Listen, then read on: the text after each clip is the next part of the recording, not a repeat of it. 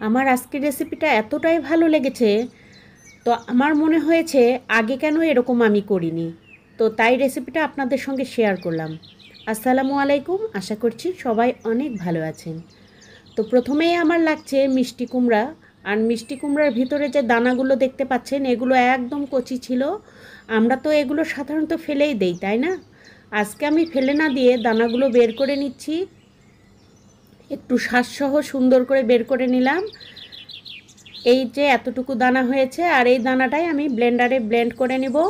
ব্লেন্ডারের পটে দিয়ে দিচ্ছি, একটুও পানি দেব না কিন্তু।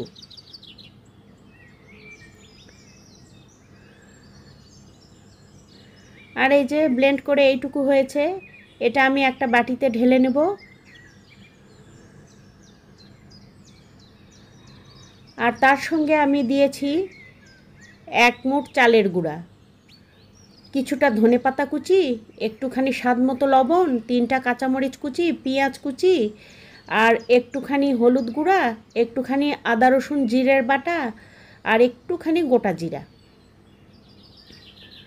ওই শ্বাস যেটা ছিল, দানাসহ যে শ্বাসটুকু ছিল ওটা ব্লেন্ড করে নিয়েছি। তার সঙ্গে সব কিছু এইভাবে একসঙ্গে মিশিয়ে নিয়ে আমি এটা খুব ভালোভাবে মাখিয়ে নেব। লবণটা হড়বড় করে কিন্তু বেশি দেওয়া যাবে না, ঝালটাও হড়বড় করে বেশি দেওয়া যাবে না, একটা মিডিয়াম আন্দাজে দিতে হবে। তো এখানে কাঁচামরিচ দিয়েছি বলে 3টা আমি আর শুকনা মরিচের গুঁড়া দেইনি। এটা খুব সুন্দর করে মাখিয়ে নিয়েছি। আর আমি এদিকে ফ্রাই প্যানে তেল গরম করে নিয়েছি।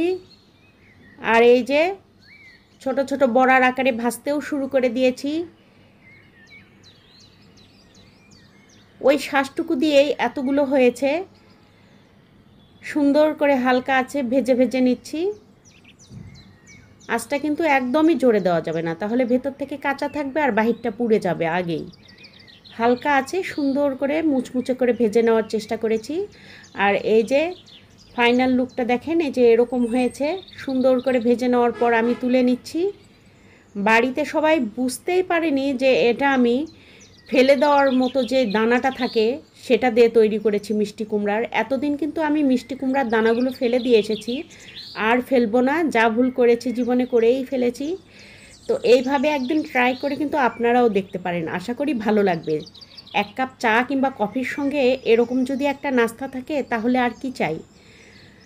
তো ভিডিওটা আজ এই পর্যন্তই। ভালো লাগলে আমার চ্যানেলটিকে সাবস্ক্রাইব করে দিয়ে পাশে থাকবেন, ভিডিওতে একটা লাইক দিতে পারেন। বিদায়, আল্লাহ হাফেজ।